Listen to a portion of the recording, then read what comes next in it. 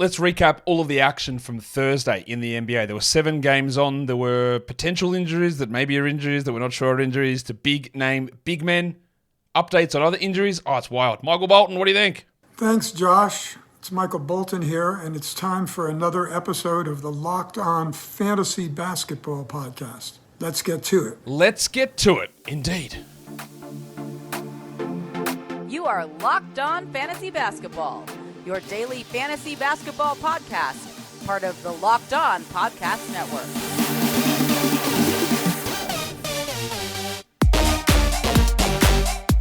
Hello and welcome to the Locked On Fantasy Basketball Podcast, brought to you by Basketball Monster. My name is Josh Lloyd, but my online gambling username is Keishon Butte.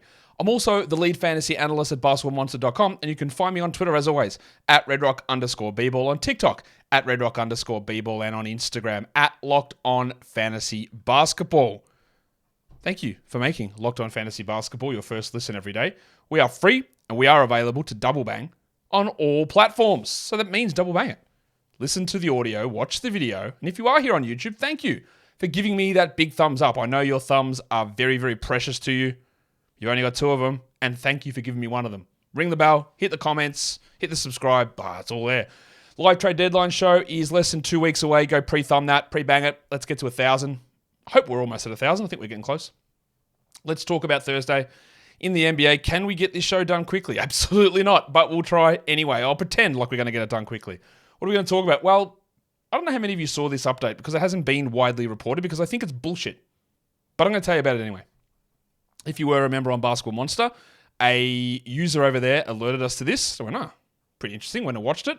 We put the update up there. It's been up there for about 8 hours, 9 hours or so, on Desmond Bane. And again, I'm going to call bullshit because the Memphis Grizzlies 2 weeks ago put out a release and said Desmond Bane has a grade 3 ankle sprain and he will be reevaluated in 6 weeks. 2 weeks ago. A grade 3 ankle sprain, if you're unaware, is classified as a complete tear of an ankle ligament. Complete tear. Not a partial tear, complete tear. Doesn't mean it requires surgery, but it's a complete tear. It's a long process. And the usual recovery is, it's 3 months. It could be 6 months. If you're an elite athlete, you can probably come back a little bit earlier and you're going to be pretty hobbled. And that's why with this injury to Bane, it's like, why is he going to play? There's no need for him to come back to play. It's a very serious injury. And it just doesn't make sense for him to be back.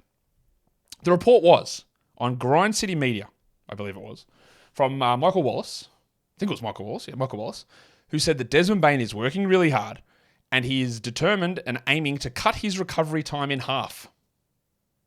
In half. Which is 3 weeks. Which means 1 week to go. 3 weeks. There is no way.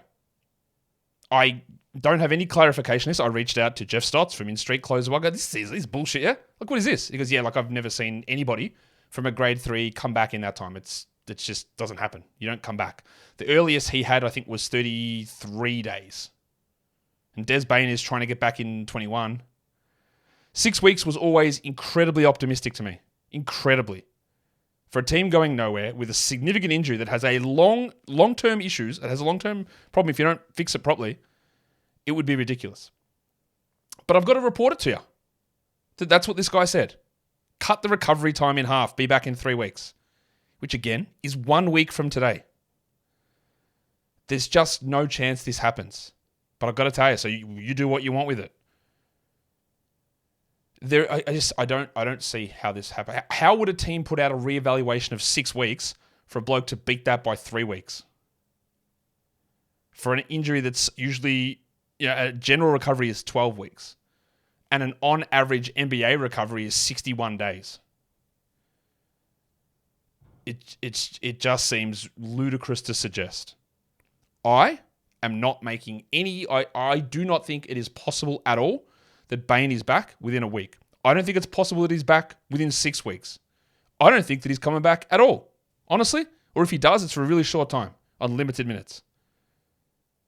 But that is what happened. That is what the report was. And I don't know what you do with it. I think you treat it with skepticism. I think you look at it and go, did he misspeak? Did he say that he wants to cut Like that they told him externally that it was a 12-week return and he wants to be back in 6. I don't know. I honestly don't know. Because 3 weeks... the other part is they were lying and it wasn't a grade 3. That's possible too. Because if it was a grade 2, maybe you're back in 3 weeks. Like Franz Wagner sprained his ankle. He was like 2 to 3 weeks out. That's a standard mild tweak, 2 to 3 weeks. Not a complete ligament tear, which requires literally multiple months to return from. So they might have lied on the grade 3 evaluation. That is distinctly possible. But I want you to be aware of it. The Levine update says he's out at least 1 more week.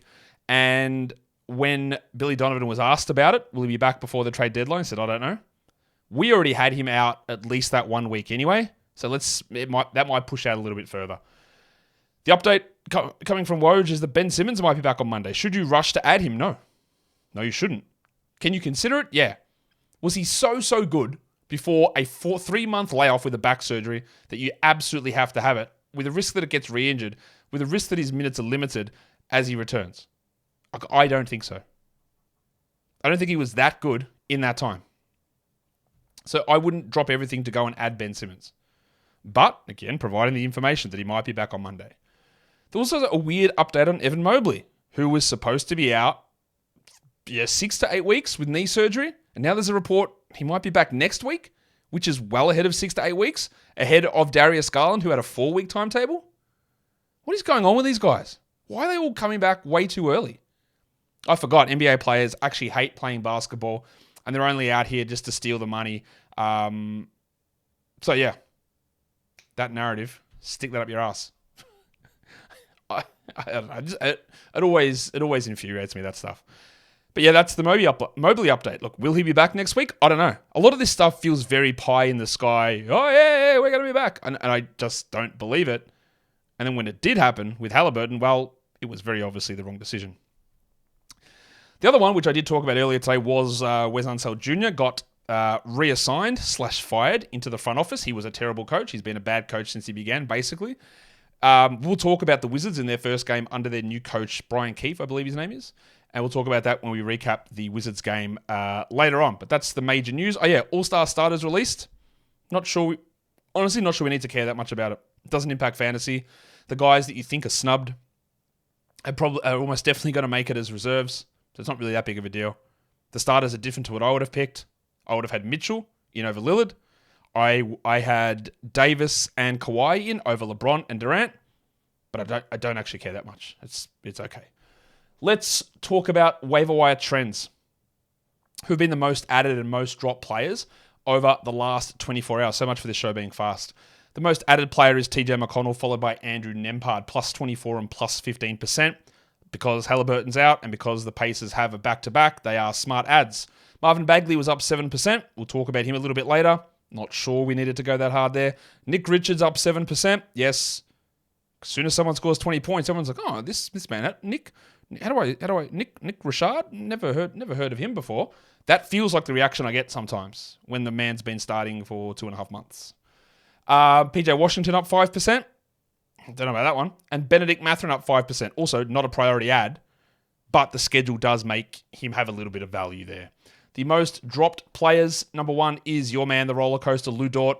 Yeah, drop him. Stream him back in. Drop him. Stream him back in. Speaking of dropping, Dwop Reith down 11%. Played 12 minutes last game. You use him if Ayton is out.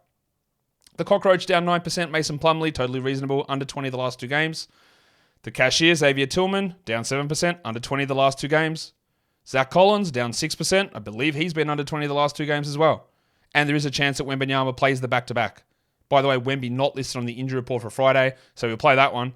And maybe he sits Saturday, maybe he doesn't. And the other one is Asar Thompson, down 6%. These are all sort of hit and hope type scenarios that haven't worked out particularly well recently, and people have moved on, and that is absolutely reasonable and totally justified. Today's episode is brought to you by eBay Motors. Our partners over at eBay Motors have teamed up with me all season to help look through the waiver wire for fantasy picks that might be perfect fits or guaranteed fits on your roster. Who are this week's eBay's guaranteed fit fantasy picks of the week? I don't know how much eBay is a big fan of Lil Jon, but yeah, John Concha is starting. He's playing 26 to 28 minutes a night. He randomly blocks shots, or he gets assists, or he gets a steal, or he gets assists, I said that again, or he rebounds, or he scores, and he's doing enough. And while that team is banged up and Desmond Bane is trying to be a modern medicine miracle, Konchar's got some value. Is he going to blow us away? Absolutely not. But he is in that mix to provide some short-term value, especially for slightly deeper leagues as well. So, is that going to win your championship? Well, every little category, every little stat that you get adds up to it. And Konchar, I think, is in a pretty good spot to help you with that. And being a perfect fit is the same with your vehicle. With over 122 million parts for your number one ride or die, you can make sure that your ride stays running smoothly. Brake kits, LED headlights, roof racks, bumpers, whatever it is that your baby needs, eBay Motors has it. And with eBay Guaranteed Fit, it's guaranteed to fit your ride first time, every time, or your money back. Plus, at these prices, you're burning rubber and not cash. Keep your ride or die alive at ebaymotors.com. eBay Guaranteed Fit only available to US customers, eligible items only, and exclusions apply. Okay, so they're the games. Yep, that's how that works. Now we need to have a look at the games. Well, that's not the games. That's the bits before the games. This is the games. First one, there was a lineup change we've got to mention. Patrick Beverley was a starter because the thick hogsman, Tobias Harris, was out. So that was the starting lineup change there for the Philadelphia 76ers. If we look at this game here, what do we take out of it? Well, a lot of the early games, a lot of the games in general were blowouts. It was only a 12-point margin, but it was a blowout. Let's just quickly talk about Joel Embiid. He suffered a pretty heavy fall early in the game. He was limping, holding his knee, went to the bench, didn't miss time, but then left the game early with 3 minutes to go, where it was a blowout, and didn't return.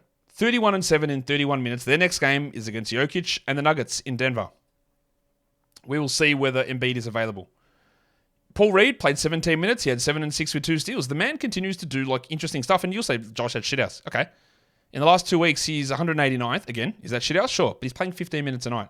This is why, again, every time there's a bump in minutes for Reed, we get a little bit interested.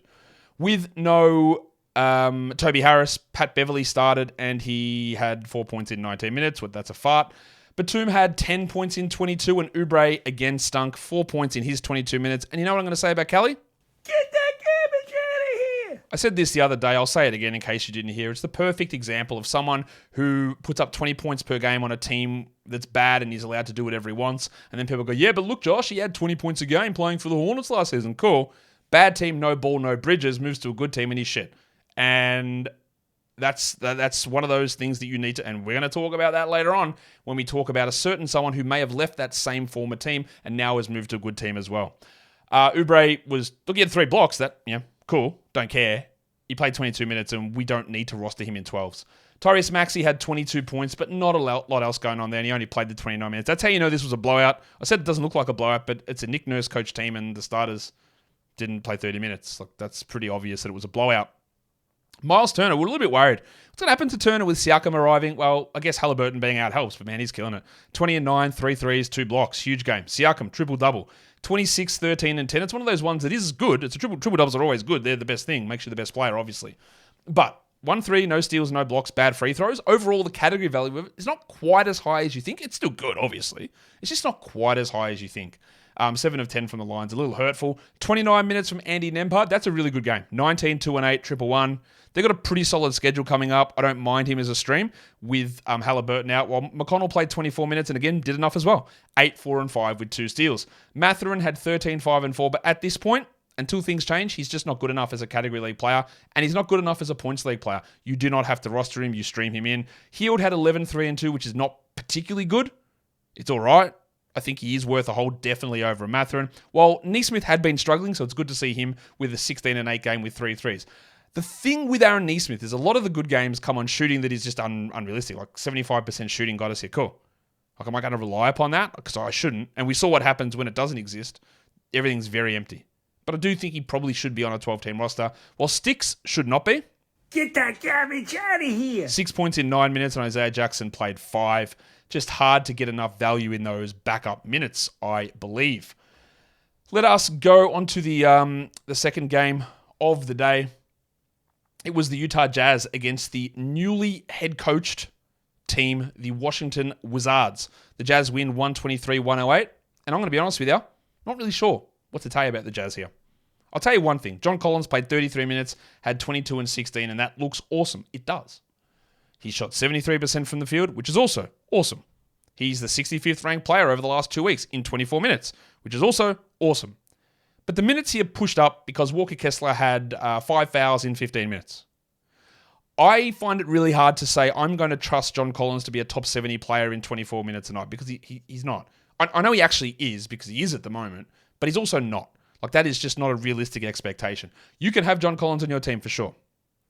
But that minute split uncertainty with him and Kessler makes him a tough must-hold guy. He's just not a must-hold guy. He is now because he's rolling, but yeah. Markkanen bounced back with a 29 and 7, 5 assists, 2 steals, 6 dribbles game. And Olynyk also had to step up with Kessler in foul trouble. He had 19 and 4 and shot 73 as well. The question comes into what the hell happened to the guards? Because Colin Sexton was running for a real period of time of being unbelievable in 24 minutes. We're like, okay, this probably can't hold in 24 minutes. Usage is high, efficiency is high. How does he keep doing it? And then he started getting 32. And all right, now that is more realistic. Get 32 and 9. We can keep doing this. So, of course, he had 11 points in 17 minutes here. Did he play poorly? I don't think he was particularly terrible. 11, 3, and 6. He shot poorly, 36%. But, I don't know. Look, what does it mean? He had 33 usage. It was a +2. I guess part of it is Keontae George came in and was not good from a shooting perspective. He shot 17%, but the team actually cooked when Keontae George was in there. So George was a +13, which is like the third highest mark on the team. He had 5, 4, and 7, so they just rolled with him. That's what I mean about this rotation where you got Dunn, Clarkson, Sexton, George, is that Will Hardy can sort of just mix and match as he pleases. That's why there's no very clear pathway here for George to be a 30 guy every night. Even though he played 31 minutes here, the speaker, I just can't look at that and say, well, they're just going to allow him to do this every single night. I don't think this is a changing of the guard. Like, people will posit sort of different theories. Oh, are they doing that to clear it out because they're going to trade Sexton and give George these minutes? I don't think so. I think it's honestly just a situation where George was in, the team was cooking, so they just left him in there. That's how it, because not like George was dominating with hot shooting or anything. Simone Fontecchio had 10 points in 21 minutes with 7 rebounds. Nice 14-team league guy. And Clarko had 19, 3, and 8. Good to see him bounce back. Chris Dunn didn't do a huge amount here. 4 points, 3 assists, and a block for the Wizards. What do we think about the impact of the new coach? Really hard to tell after one day, obviously. But let's get something out of the way. Was Jordan Poole good? Yes? Maybe? I think he was better. 28 minutes, 18, 2 and 2, 2 steals, 2 blocks and 2 threes, 50% shooting. Honestly, what more could I ask for? Well, I could ask for a lot more, but that's a good sign. Someone asked me, what do we do now? What do you do with Poole? And I go, well, the new coach, I don't think it can get worse. And early returns, 1 game, suggests it didn't get worse. It still doesn't mean there's going to be a wild change. Is Poole going to be getting 2 steals and 2 blocks? No. Is he going to shoot 50%? Probably definitely not as well. And he still only played 28 minutes. He did have 5 fouls, though. So I'm holding out a little bit of hope that things switch a little bit for Poole. We saw extended minutes, even in the blowout, to Tyus Jones. He had 12, 6, and 14, and 34 minutes as well for Kuzma, who had 26, 6, and 5. And one thing Wes Unseld would do is that he just would decide that, we're just not going to play the guys. We're just not going to play the starters. And they can all end on 28 minutes when the game was sort of 10, 15 points away. And Keith, in this game, at least didn't do that. Avdia was great last game. He fell back here, but 13, 6, 5, 1, totally reasonable for 12s. Let's talk about the centers, because there, again, a lot of debate about what are you doing with Marvin Bagley. Well, I think we've got a relatively clear idea here. Daniel Gafford played 31 minutes. Marvin Bagley played 16. Gafford had 13 and 9 with 4 blocks and 86%. Very clear. He is locked in as the starter. He has done this 2 of the 3 games that he and Bagley have played, and the other one is one that he fouled out. Very clear.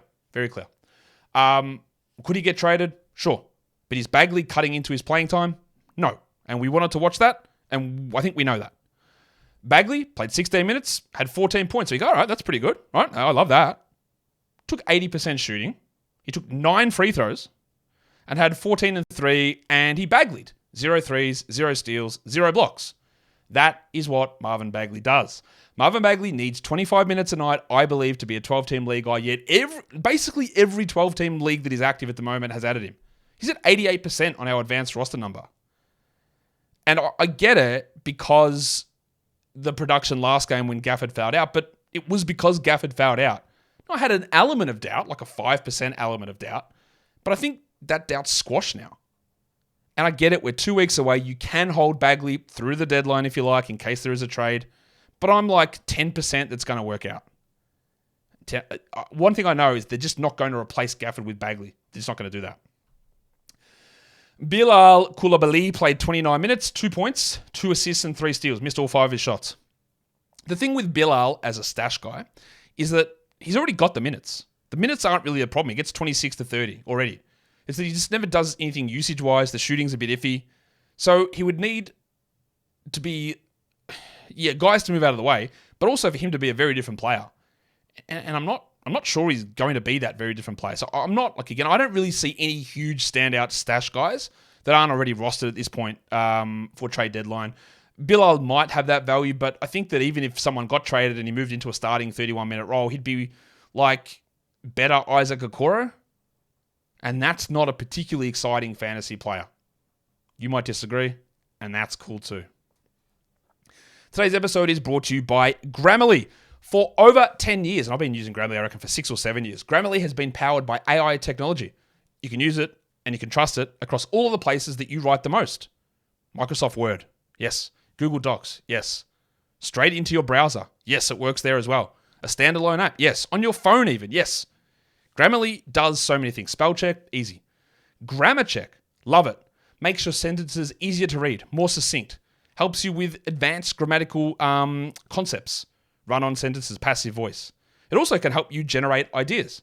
So you can go in there and find something that you wanted to rewrite or say, how about, what's an idea that I can brainstorm to elevate this topic that I'm talking about? And they can go in and give you some ideas and help you out. So it does multiple different things.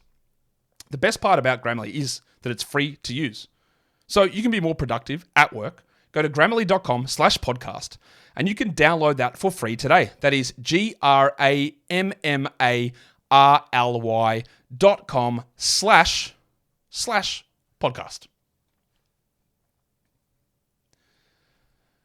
Okay. Let's get into that's 2 games down. So much for a quick one. Let's talk about that's the wrong button, Joshua. What was that? Hit the wrong one. Hate when I do that. Let's go back and try it again. That's because I hit the wrong game. No, I hit the right button. I had the wrong game up. Boston and the Miami Heat. And now I also realize, it's all a shambles. It's all a shambles. I forgot to tell you the lineup changes. Oh, no. Porzingis moved into the starting lineup with Al Horford going to the bench. And Terry Rozier moved into the starting lineup for the Heat, which was pretty expected, while Josh Richardson moved to the bench. Let's go back and pretend all of those mistakes didn't happen. But Boston absolutely stinked on. That's not a real term, but I'm going to make it one. They smashed the Heat. Embarrassing stuff. 143-108. Culture in tatters. Miami's last 2 games, bad. Let's talk about Boston. Let's talk about the big news. Let's talk about Porzingis because he sprained his ankle. And immediately you hear something about Porzingis being injured and it's doom and gloom. Oh no, my team is cooked. How long out? Who's the mustads? We go grabbing Cornet? All right, I know it's Porzingis. He's got a history. The big fella just waltzes back out. No boot, no eye, sits on the bench, jokes around, walks around. And he says after the game, I was actually fine to come back in. They never actually even ruled him out for this game. Now, I am not going to sit here and tell you that athletes tell the truth about injuries. In fact, I'll tell you the exact opposite. So I expect a game or 2 at least here for Porzingis, but I feel relatively confident that we've escaped a significant and serious injury. Relatively confident. I don't think that he'd be out here mucking around, shadowboxing Derek White on the bench. No ice, nothing on his ankle if he was going to be reevaluating in 6 weeks for a grade 3 ankle sprain. I don't think that's possible. He might miss a game. He might miss 2, but I think we avoided something serious, which is great. The ad would be Al Horford. It wouldn't be Cornet because I think Cornet needs 2 guys out to be a 12-team league player. Otherwise, look, what do we talk about here? Jalen Brown played 27 minutes because it was an ass-kicking. 18-4-5. Holiday, 17-5-5. Maximum Derek, 15-6-6 with 2 blocks. Horford, 8-7-6. Cornet had 12-5, which is cool. But again, it's a 143-108 final score. What do we take out of that? Not a lot. In fact, no, I'm not even going to harp on this anymore because I just don't need to. The Porzingis stuff's the only stuff we need to talk about. What we do need to talk about is Miami. Because Terry Rozier started. He played only 29 minutes. 7-2-3 on 30% shooting. He was a horrible -28. He shot poorly and he had 16 usage. In yesterday's pre-game show, someone asked me a rather benign question. Josh, who has the most potential assists in the NBA? So I went and had a look at it. All right. And the answer was Tyrese Halliburton, 20 potential assists per game. Of course, it's the guy who just throws the most passes and he could have just way more assists. And there's other stats on that page. It was like passes made, passes received. So if you watch that pre-game show, you'll know what I'm going to say. And you'll also know what I'm going to say because I'm talking about Terry Rozier. But the most passes thrown was Nikola Jokic per game. The most passes in the entire league received per game was Terry Rozier. And I just found that by accident and went, oh no. That is absolutely terrifying for where his value lies. If they were just giving him the ball non-stop in Charlotte, that is not going to happen in Miami. Not a chance. Now, we had already dropped his value down, assist rate down, usage down, but I don't think we went far enough. I'm not to say that these last two games are indicative of everything, but there was never going to be a situation where he was given the ball as much as he was in Charlotte. Never going to happen. 15 usage here. The poor shooting will improve, and I don't... let me phrase it this way. There is zero chance that Rozier is going to be a top 50 player the rest of the season. I feel really confident in that. I would say there's a chance he's not even a top 100 player the rest of the season, and I'll go even further. I will not rule out, I'm not saying this will happen, I will not rule out that in 3 weeks' time we are saying, I think we need to move on from Terry Rozier. I'm not going to rule that out. Just be aware, and that ties back into the Oubre. You're playing on a team that's going nowhere. You're getting force-fed the ball a lot. They're losing a lot.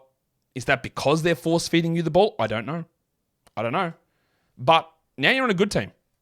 What are you going to do? How are you going to get value without having the ball in your hands more than anybody? And the answer, I think, is you probably don't. So that is the worry here, isn't it? That is the real worry. This one might be one of the biggest value slices ever. Thank God I've been dropping sell high tags on him for a while. Jim Butler had 17, 3 and 4 with 2. Also, I could be completely overreacting. He's going to be fine, play 35 minutes a night, average 18, 3 and 6. He could. But I would say the chances of that now are significantly lower than they were 2 days ago. Butler was all right. Hero was all right. 19, 3 and 6. Highsmith started again over Caleb Martin. 14 points with 4 threes. That's okay, but it's still just deep league stuff. I think we do have to jack Duncan Robinson. Get that garbage out of here. 20 minutes, 5 points. He needs those guys out. Obviously, Caleb Martin's just a 14-teamer. 8, 3 and 2. And then we'll see what happens when Jaime Jaquez returns. Does he just slide straight back in and start for Highsmith? Does he come off the bench? Does he get 30 minutes? I don't think he's going to be really much of a 12-team league guy either, to be honest, when he returns. Until someone gets hurt, which of course will happen. Bam had 19, 5 and 2, and they just weren't good. So they've got some stuff to try and figure out. I would say that is probably the easiest way of phrasing that. The next game was also a blowout. You already got a sneak peek at what it is. It is the Knicks and the Nuggets. The Knicks just win this so easily, 122-84. Jokic got poked in the eye. Looked pretty bad. He was able to come back in. He said it was fine. And then after the game, he said, yeah, it's worse now. So I think he's going to be okay for Saturday. But, we need to watch it. If he is out, DeAndre Jordan would become your stream. KCP just stunk. 5 points with 1 3 and no other stats. My stance on him remains firm. He's a steals and 3 streamer. That is it. The headmaster had 9 points with 7 assists on 27%, Jamal Murray, while Maga Porter Jr. also struggled. He has been a wild roller coaster. Even with this game, 5 and 6 in 22 minutes, he's 77th over the last 2 weeks. But before that, he was like 240th or something. It's just wild up and downs. Good game from Gordon, who had 12 and 5, and Jokic had still 31-11. They were just completely off. This is the final game of their road trip. I think they were just rooted, to be fair. So not much else going on there. Reggie Jackson also stunk. For the Knicks, easy stuff. The Salhai and OG Anunoby is flying. 26 in 29 minutes, 6 steals. We love that all this stuff is bumped up significantly. He was an incredible plus 38. He's been unbelievable for this team. His value has been huge. And he's bringing big defensive stats. I still think it's a sell high. Jalen Brunson, a lot of Knicks fans angry that he got snubbed for the All-Star starter spot. I did my first pass at teams 3 weeks ago, like basically New Year, and I actually didn't have Jalen Brunson in my team. Right, I had Derek White in over him, and now I wouldn't have it the same. I would have Brunson in the team, but I also wouldn't have Brunson starting. everyone's up in arms about Damian Lillard being a starter for the All-Star game. I think people are saying, well, Lillard is worse than what he used to be, which is true, and Brunson is probably improved from last season, which is true. That doesn't necessarily mean Brunson's been just dominatingly better than him. Brunson has basically his per game numbers. Well, his scoring is higher, but his rebounds and assists are lower. He plays more minutes, but all of the impact stats favor Dame. On off, net rating, LeBron, Darko, EPM. They all favor Lillard. I'm not saying that's the be-all and end-all at all, but there's some narrative stuff that goes around Lillard at the moment. There's a lot of negativity towards him, a lot of positivity towards Brunson. I would have had Mitchell starting. That's what I would have had. So I wouldn't have had either of those guys. I think I would have, if I'm doing my team right now, that both Lillard and Brunson would be in my reserve group without any question. Now, again, changed my mind. Able to look at things and adjust how I had it. But I don't think it's anything egregious to suggest that Brunson was very, very clearly the second best guard in the East. I don't think that is true. If he had have been named as the starter, I wouldn't have been upset about it. But I don't think that it's this egregious snub where players and fans are snubbing the biggest market in the entire literal world. I just don't think it's that clear. And Knicks fans, I'm sure you're going to fight me. Watch the game, mate. People love an argument. Mate, if you just watched every Knicks game, you'd know. Yeah, if I watched every Knicks game, you know what I wouldn't do? Be able to watch every other team and every other player. So if you are just focusing entirely on the Knicks, then you can't actually comment on what the other players are doing because you haven't watched them. That's fair? Unless you've got like Quicksilver ability to slow down time. Can he even slow down time or he just moves fast? And it makes it look like he can slow down time. Comic book stuff aside. If you're watching every second of every Knicks game, that means you don't know about the other teams and the other players to anywhere near the same degree. So you can't make that assessment. I can't tell you I've sat here and watched every second of the Knicks because I haven't. Literally impossible. But I think in the end, it's not egregious. And I'm sure that'll be controversial too. DiVincenzo had 16, 3, and 6. This guy's ability to produce numbers in limited minutes has been really strong this season. He remains a 12-teamer. Randall, this is how much of a blowout. Randall played 30 minutes. 17, 7, and 8 for Julius, while Jericho Sims had 2 and 8, not exciting. Achua had 2 and 10, not exciting. We don't need either of those guys on a 12-team roster while Hartenstein is out, and we definitely don't need Josh Hart on a roster. Get that garbage out of here! 4 and 7 with a steal and a block, and let's see what they do.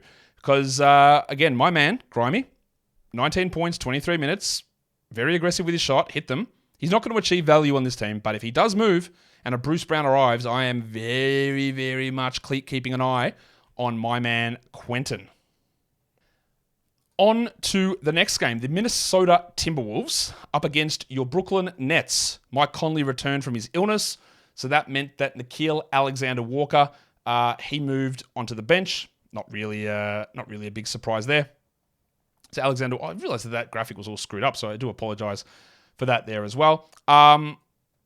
Let's move into looking at the game. The Wolves win it, close one, 96-94, the final score. Towns had a 27 and 10, Conley 10, 2 and 4 with 2 steals, good game from him. Not so good from Goose. 24 points is good, but again, we need to look past that. 35% on 23 attempts is really hurtful. 1 rebound is bad. 3 assists is below average. Again, the slump from Edwards continues.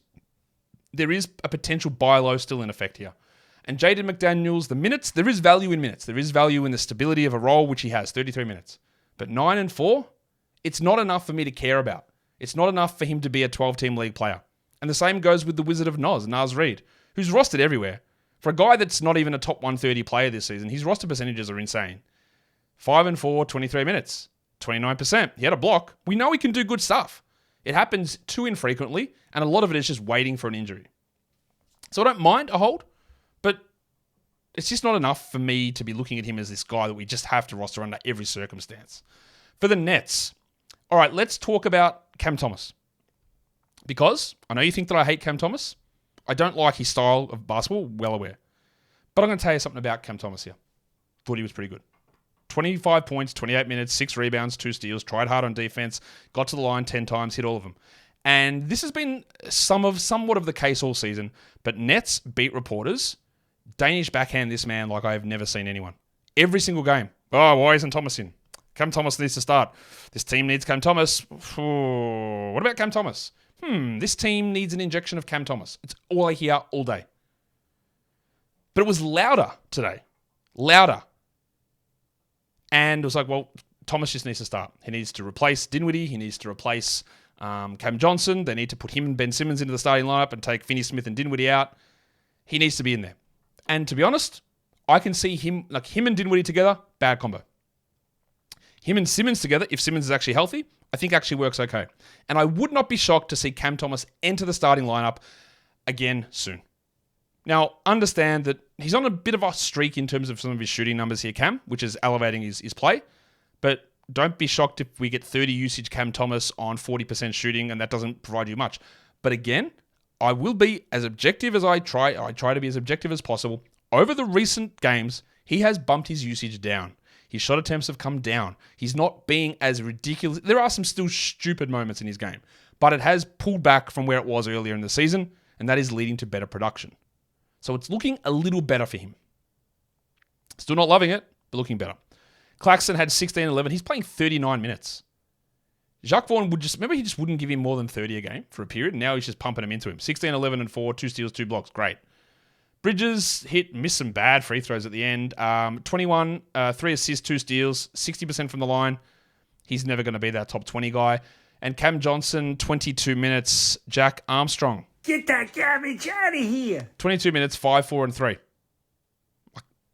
The fact that he just either can't shoot anymore and just can't get minutes is pretty wild. Now, everything can change. Simmons coming back might change things again.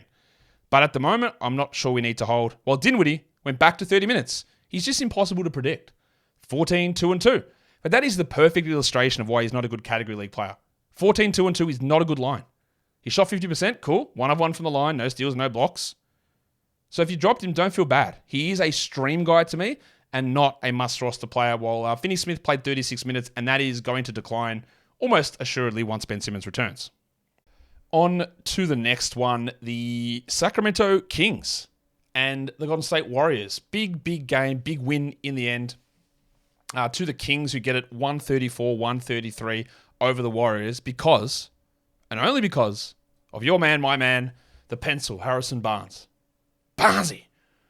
40 minutes for the big fella. 39 points. He hit 7 threes. And then imagine losing a game because Harrison Barnes, the man who blocks one shot a season, blocks you, which is what happened. He had 2 steals. He had a block.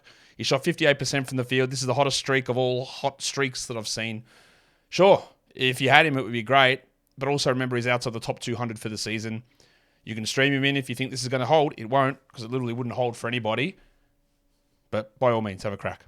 Sabonis had 18, 8, and 13. De'Aaron Fox reversed some of his poor form with 29 points on good shooting and hit all 8 of his free throws. And even Fanapants was good. Kevin Huerter had 12 and 10 with 3 steals and 3 threes. Nice little hot streak running for him. Fine to stream. When he's hot, you stream him. When he's not, you drop him. Because both Barnes and Huerter were able to be good, that meant that Leaky Monk was not. 4 points in 19 minutes on 40% shooting. He's in a huge dip. Outside the top 200 over the last 2 weeks. I do think that there is a hold here for Monk, but we'll see how long we give it. Well, Keegan Murray was just like, fine. He's better than fine. 14 and 6, 2 threes, 1 steal, 2 blocks. The Warriors. Let's just jack off a couple of blokes first. Brandon Pajemski. Get that garbage out of here. 7 points in 27 minutes. Still like him, just not enough to do. Trace Jackson Davis. Get that garbage out of here. 0 minutes. Watch for trades, see if anything opens up.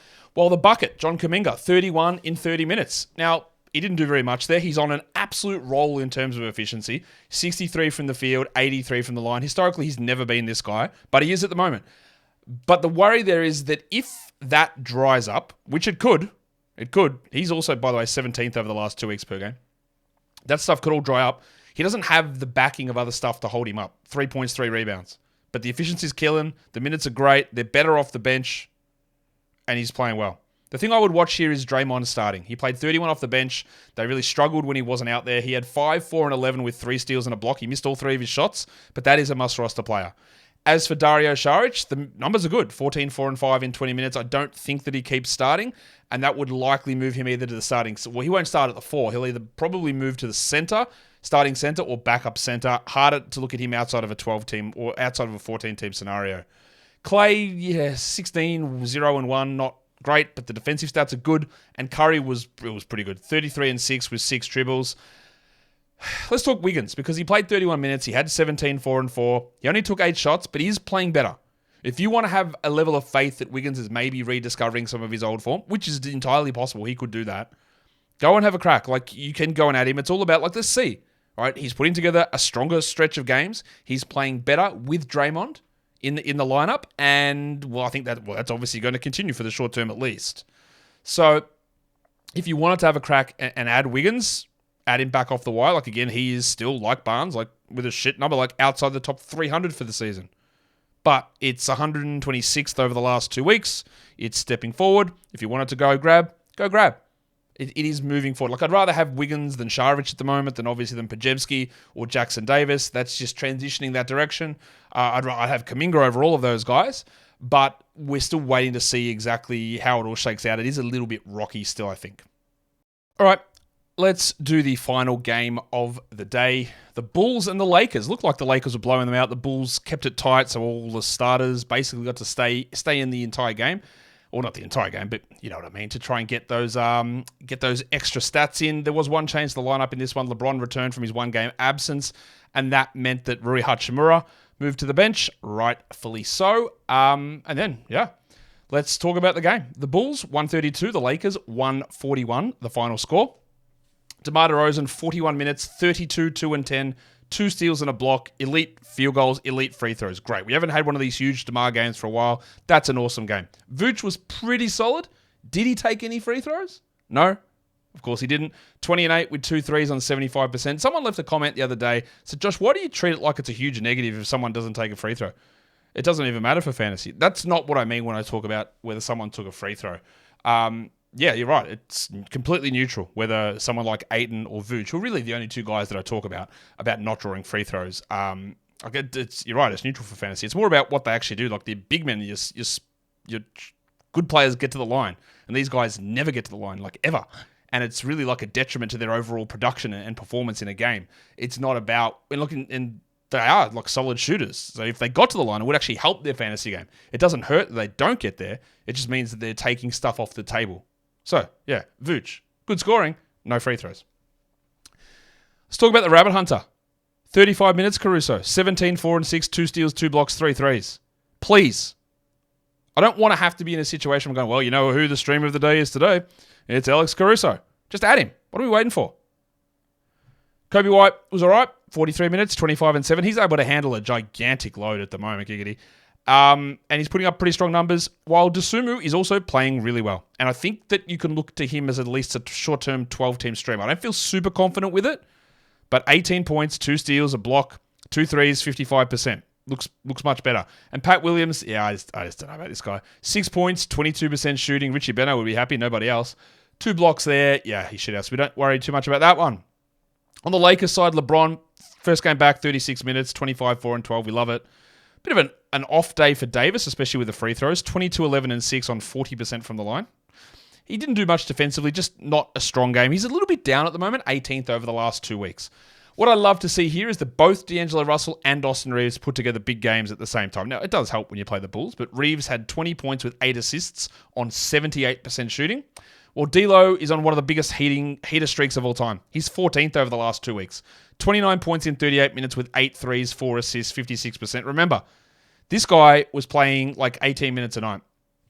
He was playing 24 minutes a night as a starter, and everything has flipped. I don't know if he's going to stay on this team or not. I would absolutely be trying to flip him, though. I do believe he gets traded, but he is dominating at the moment. It's ridiculous how good he is.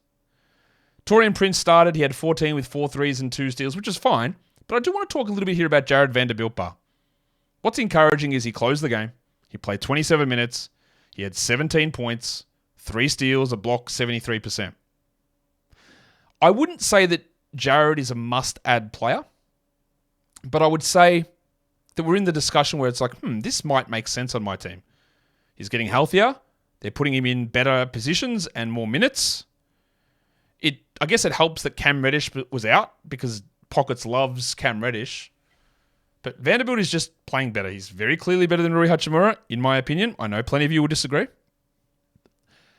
And he's like 17 points. He's obviously huge. You're not going to get that out of him all the time. But he's available like everywhere, really, Vanderbilt. I'd be having a look at him in 14 teams. and I would consider Vanderbilt in 12. I wouldn't run to it. I think the upside's relatively low, but I'm encouraged by what we're seeing here.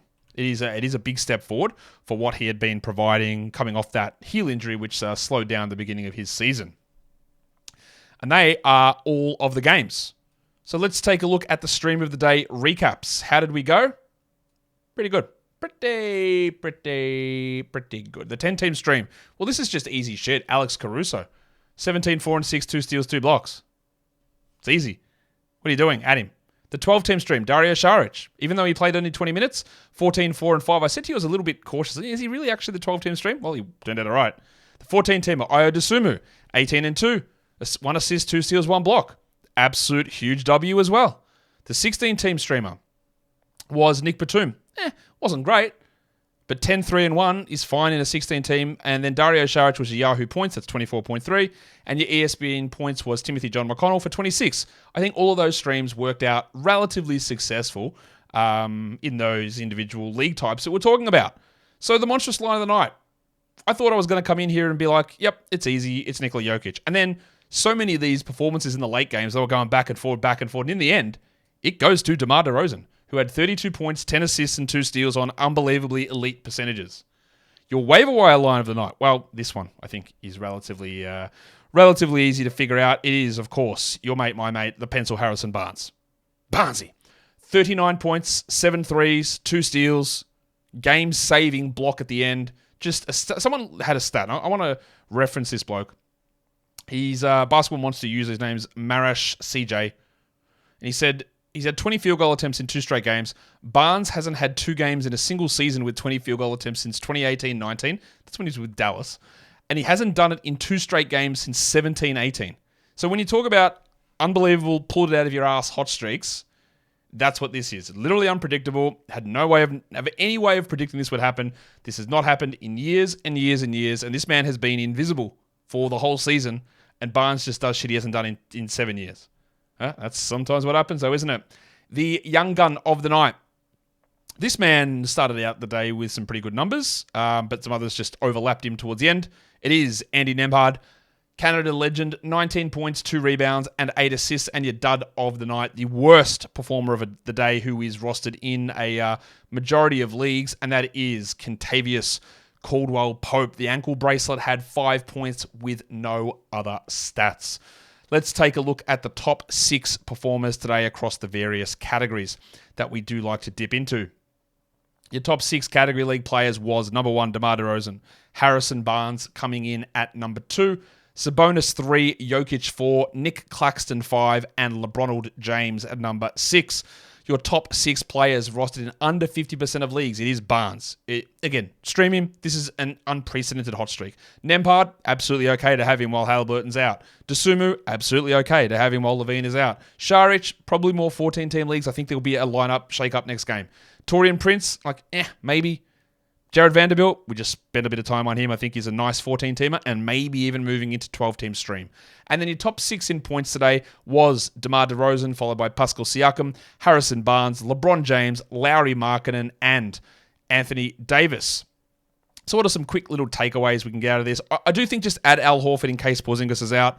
I think Cam Thomas is worth a look given what is happening with that team. And I think Nembhard has some value, but there are a lot of other ones there. Like if Kuminga's available, Vanderbilt, maybe we look at that. In terms of drops, I feel okay about dropping Josh Hart. I feel very okay about dropping Cam Johnson as well. Things might change later on, but I think at this point we can feel all right about moving on from those gentlemen at this point. But, I've given lots of ups and downs and adds and drops all throughout the entirety of this show. And that will bring us to the end of this program. Thanks again for helping me out with the subscription, the bell, the thumb, and the comments down below. There is, of course, the trade deadline show coming up. Go pre-bang, go pre-thumb over there. Guys, we're done. Thank you so much for listening, everyone. See ya.